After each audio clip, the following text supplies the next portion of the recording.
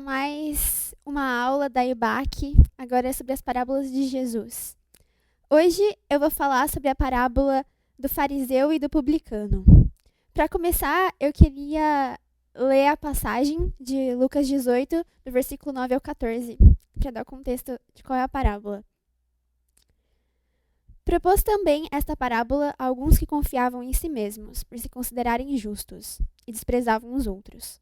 2 homens subiram ao templo com o propósito de orar, um fariseu e o outro publicano. O fariseu, posto em pé, orava de si para si mesmo, desta forma: Ó Deus, graças te dou porque não sou como os demais homens, roubadores, injustos e adúlteros, nem ainda como este publicano.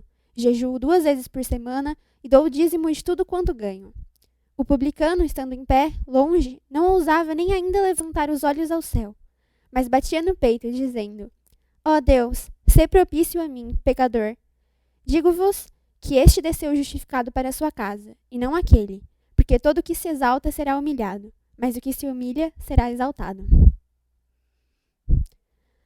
A parábola do fariseu e do publicano sucede à parábola do juiz uníquo. Apesar de não sabermos se Jesus realmente conta as 2 parábolas em sequência, as 2 tratam de um tema principal, a oração. Nesta parábola, Jesus continua a falar sobre a importância da oração, agora focando em qual deve ser a nossa atitude ao orar. A palavra nos diz que Jesus contou a parábola a algumas pessoas que confiavam em si mesmas, pessoas que se consideravam justas, e por isso desprezavam os outros, assim como o publicano. Mas afinal, quem era o fariseu publicano e o que eles representavam? Os fariseus eram os mestres da lei. Formavam a alta classe da sociedade e eram considerados justos pelo povo, por seus esforços em tentar cumprir a lei.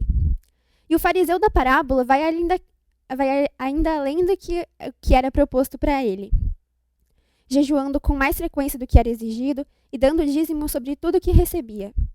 Por outro lado, os publicanos eram rejeitados pelos judeus. Eram os que cobravam impostos do povo pelo Império Romano. Eram tidos como corruptos, ladrões e traidores de seu povo, porque muitos também eram judeus. Então imagine o choque das pessoas que estavam vindo quando Jesus disse que foi este, o publicano, corrupto e ladrão, e não o fariseu, justo e sábio, que foi justificado. Jesus fala também da atitude que cada um teve ao orar. No templo, o fariseu orou em pé, olhando para o céu. Aparentemente orava a Deus, mas Jesus é claro ao dizer que o fariseu orava de si a si mesmo. Seus elogios eram dirigidos ao seu próprio ego. Em sua oração, em momento algum, ele confessa seus pecados ou demonstra arrependimento, mas pelo contrário, ele parecia tentar mostrar a Deus o quanto ele era bom. E também se comparava a outras pessoas, enquanto desprezava-se e autoglorificava-se. Já a oração do publicano foi muito diferente. Ele reconheceu os seus pecados e o estado de miséria em que se encontrava. Batia contra o peito se acusando e clamando por misericórdia. Ele só queria o perdão de Deus. O teólogo Albert Barnes fez um comentário muito legal sobre esse contraste da posição e do lugar em que cada personagem se coloca para orar. De pé e longe do templo. O fariseu avançou para o lado da quadra mais próximo ao templo, ou o mais próximo que pôde. O publicano estava do outro lado da mesma corte, o mais longe possível do templo, consciente de sua indignidade, de se aproximar do lugar sagrado onde Deus teve sua santa habitação.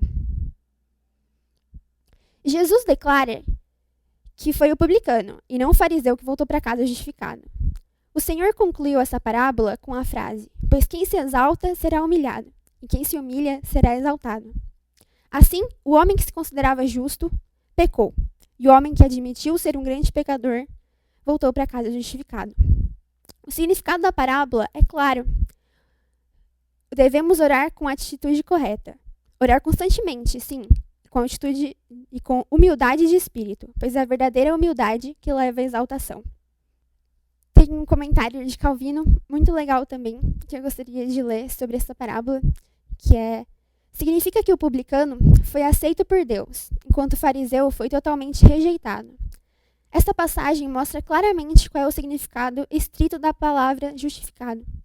Significa estar diante de Deus como se fôssemos justos, Pois não se diz que o publicano tenha sido justificado porque, de repente, ele adquiriu uma nova qualidade, mas que obteve graça, porque sua culpa foi apagada e seus pecados foram lavados.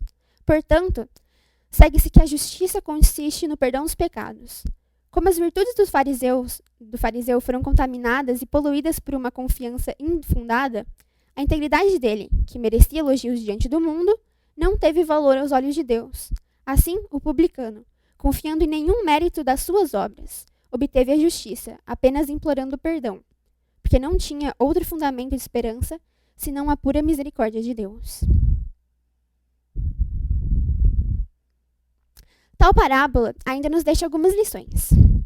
Devemos pedir perdão a Deus por nossos pecados e não tentar justificar. O fariseu considerava que não tinha do que se arrepender, logo, ele também não tinha do que ser perdoado. Quando alguém não consegue reconhecer o seu próprio pecado, isso pode ser um sinal de algo muito mais grave do que simplesmente o orgulho. Não se pode tentar impressionar a Deus. O fariseu tentou impressionar a Deus. Ele fez isso se comparando a outras pessoas e mostrando o quanto era superior a elas.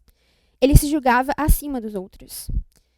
E, por último, mas não menos importante, a glória pertence somente a Deus.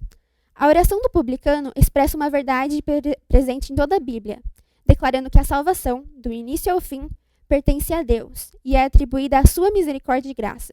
O homem é incapaz de justificar a si mesmo. A oração do fariseu aparentemente parecia ser uma oração de gratidão, porém, aos olhos de Deus, tal oração era uma ofensa, pois, na verdade, ela atacava a glória de Deus e tentava prover complementos humanos à perfeita obra da redenção.